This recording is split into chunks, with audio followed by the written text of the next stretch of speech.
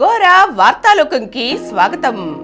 ఈనాటి ముఖ్యాంశాలు: ఆంధ్ర మత్స్యరంగం కొత్త పుంతలు, నర్సాపురంలో ఫిషరీస్ కళాశాల, అయోధ్యలో రామ్లల్లా విగ్రహ ప్రతిష్ఠ, తాడేపల్లిగూడెంలో ఏడీజే కోర్ట్ ప్రారంభం, పర్యావరణ పర్యాటక కేంద్రంగా ఏపీ, ఇంటర్లో 100% ఫలితాలే లక్ష్యం, ఉత్తర భారతంలో తొలిసారిగా చేతుల మార్పిడి శస్త్రచికిత్స, ఏపీలో తొలిసారి పోలీస్ కమాండో పోటీలు, పర్వతారోహణలో గ్రాండ్ స్లామ్ టైటిల్ విజేత ఆంధ్ర అబ్బాయి అన్మేష్, ఆందోళన తగ్గించే రెడ్ డేట్స్.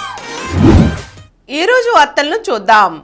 ఆంధ్ర మత్స్యరంగం కొత్త పుంతలు. ఆక్వా హబ్ ఆఫ్ ఇండియాగా ఖ్యాతి గడించిన ఆంధ్రప్రదేశ్లో మత్స్య యూనివర్సిటీ అందుబాటులోకి వచ్చింది. దేశంలోనే మూడోదిగా ఏర్పాటైన ఈ యూనివర్సిటీకి ఓవైపు నూతన భవన సముదాయం నిర్మాణ పనులు శరవేగంగా సాగుతుండగా, మరోవైపు దీనికి అనుబంధంగా కొత్త మత్స్య కళాశాల కొలువుదీరుతోంది. పశ్చిమ గోదావరి జిల్లా నర్సాపురం సమీపంలో లకితపూడి, సరిపల్లి గ్రామాల మధ్య 400 ఎకరాలలో 332 కోట్ల అంచనాతో యూనివర్సిటీ నిర్మాణానికి ప్రతిపాదనలు సిద్ధం చేశారు. ఇప్పటికే 40 ఎకరాలను గుర్తించగా, దాంట్లో 100 కోట్ల రూపాయలతో పరిపాలనా భవనంతో పాటు ఎకడమిక్ బ్లాక్, బాలురా బాలికల హాస్టళ్లు, రైతుల శిక్షణా కేంద్రం, వైస్ ఛాన్సలర్ బంగ్లా, మల్టీపర్పస్ బిల్డింగ్ నిర్మాణ పనులు జోరందుకున్నాయి. పిల్లల దశకు చేరుకున్నాయి. మరోపక్క వర్సిటీతో పాటుగా కొత్తగా ఏర్పాటు చేసిన మత్స్య కళాశాల కోసం 48 teaching, 52 non teaching, 40 out sourcing కలిపి 140 పోస్టులను మంజూరు చేస్తూ రాష్ట్ర ప్రభుత్వం పరిపాలనా ఆమోదం కూడా ఇచ్చింది. అయోధ్యలో రామ్లల్లా విగ్రహ ప్రతిష్ఠ. నేడు అయోధ్యలో రామమందిరంలో శ్రీరాముడి విగ్రహ ప్రతిష్టాపనను ప్రధాని నరేంద్ర మోదీ ఘనంగా నిర్వహించారు. దీనికి పలువురు సినీ రాజకీయ ప్రముఖులు హాజరయ్యారు. ఆర్మీ హెలికాప్టర్ల ద్వారా ఆలయంపై పూలవర్షం కురిపించింది. రాముడికి హారతి ఇచ్చే సమయంలో 30 మంది కళాకారులు వివిధ సంగీత వాయిద్యాలను వాయించారు. పర్యావరణ పర్యాటక కేంద్రంగా ఏపీ. ప్రభుత్వ ప్రోత్సాహంతో రాష్ట్రంలో విస్తృత స్థాయిలో అమలవుతున్న ప్రకృతి వ్యవసాయం కారణంగా ఆంధ్రప్రదేశ్ పర్యావరణ పర్యాటక కేంద్రంగా అభివృద్ధి చెందుతోందని బంగ్లాదేశ్ ప్రతినిధి బృందం leader Pallikarma Sahayak foundation senior general manager Akond Mohammad Rafiqul Islam కితాబు ఇచ్చారు. నేల ఆరోగ్యం, పర్యావరణ పరిరక్షణలో భాగంగా ఏపీలో అమలవుతున్న ప్రకృతి వ్యవసాయ కార్యక్రమాలను అధ్యయనం చేసేందుకు ప్రపంచ దేశాలు ఎంతో ఉత్సాహం చూపుతున్నాయన్నారు. రాష్ట్ర పర్యటనలో భాగంగా 3వ రోజు క్షేత్ర పర్యటన అనంతరం విజయవాడలో రైతు సాధికార సంస్థ రాష్ట్ర అధికారులతో ఈ బృందం సమావేశమైంది. వ్యవసాయంలో డిగ్రీ పొందిన గ్రాడ్యుయేట్లు వ్యవసాయం చేస్తూ రైతు శాస్త్రవేత్త కోర్సు చేయడం అభినందనీయమన్నారు. రాష్ట్రంలో అమల్లో ఉన్న ATM, A grade, multilayer, PMDS models నిజంగా రైతులకు ఎంతో మేలు చేస్తున్నాయన్నారు. ప్రత్యేకించి free monsoon, dry sowing model బీడు భూములను సస్యశ్యామలం చేయడానికి ఎంతగానో దోహదపడుతుందన్నారు. పర్వతారోహణలో గ్రాండ్ స్లామ్ విజేత ఆంధ్ర అబ్బాయి అన్మేష్. సముద్ర మట్టానికి 1000 మీటర్ల ఎత్తు, సహకరించని వాతావరణం, అడుగడుగునా పొంచి ఉన్న ప్రమాదాలు, గజగజలాడించే మంచు. కానీ అతని సంకల్పానికి ఆ మహామహా శిఖరాలే తలవంచాయి. మార్షల్ ఆర్ట్స్లో అతని పట్టుదలకు అంతర్జాతీయ పతకాలు వరించాయి.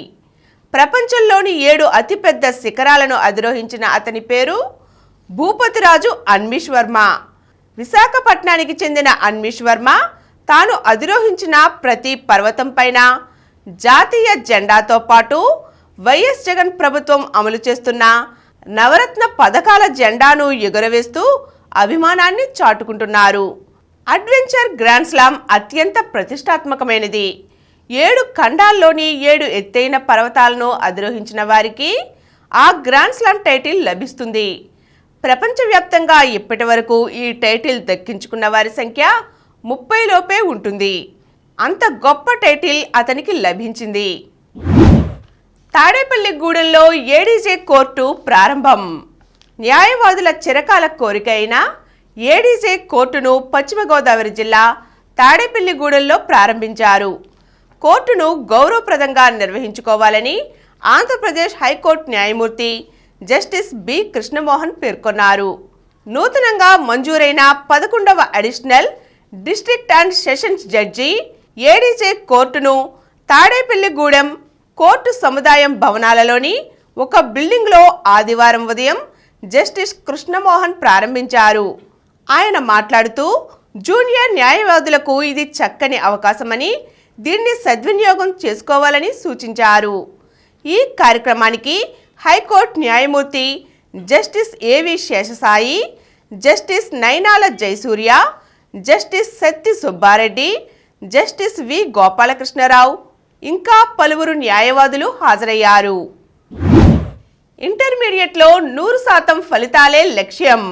ఉమ్మడి కృష్ణా జిల్లాలో త్వరలో జరిగే ఇంటర్మీడియట్ పరీక్షల్లో 100% ఫలితాలే లక్ష్యంగా ఇంటర్ విద్యాశాఖ అధికారులు కసరత్తు ప్రారంభించారు. మరో 40 రోజుల్లో ఇంటర్మీడియట్ పరీక్షలు ప్రారంభమవుతున్న నేపథ్యంలో ప్రత్యేక కార్యాచరణ చేపట్టి విద్యార్థులందరూ తప్పనిసరిగా పరీక్షల్లో ఉత్తీర్ణులయ్యే దిశగా వారిని తీర్చిదిద్దుతున్నారు. దీనికోసం ఇంటర్మీడియట్ బోర్డు ఉన్నతాధికారులు ఇప్పటికే స్పష్టమైన ఆదేశాలను జారీ చేశారు. ప్రధానంగా ప్రభుత్వ యాజమాన్యంలోని జూనియర్ కళాశాలలు, ఇతర విద్యా సంస్థల్లో విద్యార్థులందరూ 100% ఫలితాలను సాధించాలని ప్రత్యేక ప్రణాళికను అమలు చేస్తున్నారు. సంక్రాంతి సెలవుల తర్వాత అధికారులు, అధ్యాపకులు పూర్తి స్థాయిలో విద్యార్థులను పరీక్షలకు సన్నద్ధం చేస్తున్నారు. ఏపీలో తొలిసారి పోలీస్ కమాండో పోటీలు. కేంద్ర సాయుధ పోలీసు బలగాలు, రాష్ట్ర పోలీసు బలగాలకు చెందిన 23 టాప్ కమాండో బృందాలు పాల్గొనే all India police commando competitions ఈరోజు విశాఖలో ప్రారంభమయ్యాయి. ఆంధ్రప్రదేశ్ తొలిసారిగా ఆతిథ్యమిస్తున్న ఈ పోటీలకు విశాఖలోని ఏపీ గ్రేహౌండ్స్ గ్రౌండ్స్ వేదిక అయ్యాయి. 14వ ఏఐపిసిసి పేరిట 9 రోజుల పాటు ఏపీ గ్రేహౌండ్స్ ఆధ్వర్యంలో జరిగే ఈ పోటీలను రాష్ట్ర హోంమంత్రి తానేటి వనిత ప్రారంభించారు. పోటీల ముగింపు రోజున విజేతలకు ఏపీ డీజీపీ రాజేంద్రనాథ్ రెడ్డి ట్రోఫీలు అందజేయనున్నారు. ఉత్తర భారతంలో తొలిసారిగా చేతుల మార్పిడి శస్త్రచికిత్స. హర్యానాలోని అమృత ఆసుపత్రి అరుదైన ఘనత సాధించింది. చేతులు కోల్పోయిన 2 వ్యక్తులకు శస్త్రచికిత్స ద్వారా వేరే వారి చేతులను అమర్చి ఉత్తర భారతదేశంలో ఆ ప్రక్రియను పూర్తి చేసిన తొలి ఆసుపత్రిగా రికార్డుకెక్కింది. ఢిల్లీకి చెందిన గౌతమ్ తాయల్కు 10 ఏళ్ల క్రితం కిడ్నీ మార్పిడి జరిగింది. 2 ఏళ్ల క్రితం ఓ ఫ్యాక్టరీలో జరిగిన ప్రమాదంలో ఆయన ఎడమ చేతి మణికట్టు పైభాగాన్ని కోల్పోయారు. తలకు గాయమై బ్రెయిన్ డెడ్ అయిన 40 ఏళ్ల వ్యక్తి నుంచి సేకరించిన చేతిని వైద్యులు 17 గంటల పాటు శ్రమించి గౌతమ్కు అమర్చారు. కిడ్నీ మార్పిడి జరిగిన వ్యక్తికి చేతిని అమర్చే ప్రక్రియ నిర్వహించడం దేశంలో ఇదే తొలిసారి కాగా ప్రపంచంలో రెండోదని వైద్యులు తెలియజేశారు. 2 చేతులను అతికించడానికి గాను 2 ఎముకలు, 2 ధమనులు, 25 స్నాయువులు, 5 నరాలను కలపాల్సి వచ్చిందన్నారు. గత డిసెంబర్ చివరి వారంలో శస్త్రచికిత్స పూర్తయిందని, ప్రస్తుతం అతడు తన చేతి వేళ్లను కదిలించగలుగుతున్నాడని వైద్యులు పేర్కొన్నారు. మరోవైపు 3 ఏళ్ల క్రితం రైలు ప్రమాదంలో 2 చేతులను కోల్పోయిన దేవాంశ్ గుప్తాకి వైద్య బృందం చేతులను అమర్చింది. ఇందుకోసం బ్రెయిన్ డెడ్తో మరణించిన 33 ఏళ్ల వ్యక్తికి చెందిన చేతులను సేకరించారు. ఆందోళన తగ్గించే రెడ్ డేట్స్ ఇవి ఎర్రగా కోలగా ఉంటాయి. చూడటానికి రేగుపండ్లు, ఖర్జూరాలను పోలి ఉంటాయి. పండ్లు మగ్గిన కొద్దీ ముడతలు పడతాయి. ఇవి పుట్టింది చైనాలో. అయితే ఇప్పుడు ఇవి చాలా దేశాల్లో వాడుకలో ఉన్నాయి. ఈ పండ్లను చైనీస్ డేట్స్ అని కూడా అంటారు. ఈ చెట్లు 16 నుంచి 39 అడుగుల ఎత్తు వరకు ఎదుగుతాయి. రెడ్ డేట్స్ పండ్లను అలాగే తినవచ్చు, లేదంటే జ్యూస్ చేసి తాగవచ్చు. వీటిలో యాంటీ డిప్రెసెంట్ గుణాలు ఉండటం వల్ల ఒత్తిడి, ఆందోళన తగ్గుతాయి. ఇవి నరాల వ్యవస్థకు రక్షణ కల్పిస్తాయి, నొప్పి, వాపులను తగ్గిస్తాయి, శరీరంలో చేరిన బ్యాక్టీరియాను నశింపచేస్తాయి, రక్తపోటును అదుపులో ఉంచుతాయి. ఇంత మేలు చేసే ఈ పండ్లను మన రాష్ట్రంలో కూడా ఈ మధ్య అందుబాటులో ఉంచుతున్నారు. ఇప్పుడు కొన్ని సంక్షిప్త వార్తలను చూద్దాం. ప్రభుత్వ డిగ్రీతో ఉద్యోగాల వెల్లువ. గత ఏడాది 539 జాబ్ డ్రైవ్లలో 18,000 మందికి పైగా ఇంటర్వ్యూలో ఎంపికయ్యారు. 17 రకాల నైపుణ్యాలను పెంచేలా వివిధ సంస్థలతో రాష్ట్ర ప్రభుత్వం ఒప్పందం కుదుర్చుకుంది. జూడోలో సౌమ్యకు రజతం. ఖేలో ఇండియా పతకాల పట్టికలో ఆంధ్రప్రదేశ్ బోని కొట్టింది. చెన్నైలోని జవహర్లాల్ నెహ్రూ స్టేడియంలో 6వ ఖేలో ఇండియా యూత్ గేమ్స్ జరుగుతున్నాయి. దీనిలో జూడో అండర్ 40 కేజీల విభాగంలో శ్రీకాకుళానికి చెందిన కె సౌమ్యరాణి రజత పతకం సాధించింది. రష్యా ఆక్రమిత డొన్కోట్స్పై శతఘ్ని దాడి. 25 మంది మృతి. ఉక్రెయినే ఆ దాడులకు పాల్పడిందన్న రష్యా. జేఈఈ మెయిన్స్కు సర్వం సిద్ధం. ఈ నెల 24 నుంచి పరీక్ష. మేజర్ మినరల్స్ వేలంలో ఏపీకి జాతీయ అవార్డు. రేపు భోపాల్లో అవార్డు ప్రదానం. అంబేద్కర్ స్మృతివనం పులకించిన జనం. ఎన్టీఆర్ జిల్లా విజయవాడలోని సామాజిక న్యాయ మహాశిల్పం అంబేద్కర్ స్మృతివనం ఆదివారం సందర్శకులతో కిటకిటలాడింది. సెలవు రోజు కావడంతో ఉదయం నుంచే రద్దీ నెలకొంది. సాయంత్రం మరింత పెరిగింది.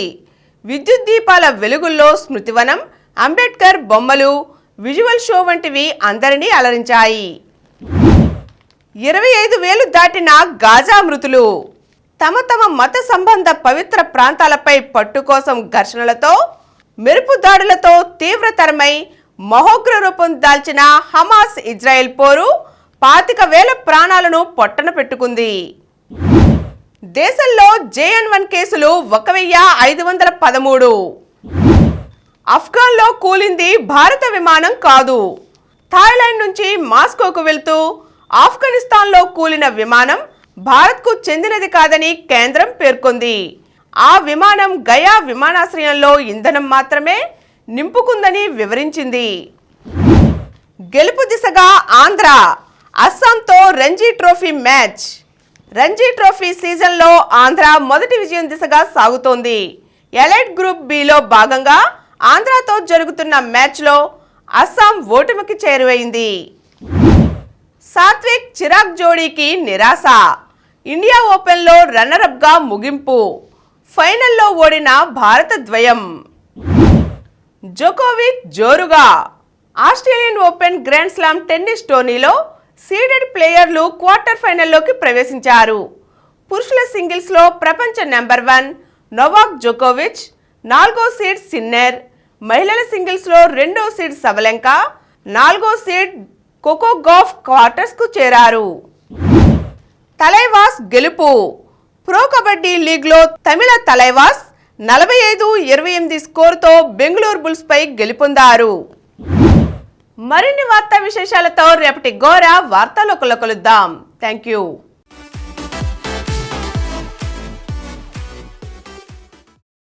ప్రతిరోజు వార్తా విశేషాల కోసం అనతి కాలంలోనే 20 కోట్ల వ్యూస్ సాధించిన డాక్టర్ సమరం మల్టీ ఛానల్ నెట్వర్క్ సమర్పించు గోరా వార్తాలోకంకు సబ్స్క్రైబ్ చేయండి, లైక్ చేయండి, మీ ఫ్రెండ్స్కి షేర్ చేయండి.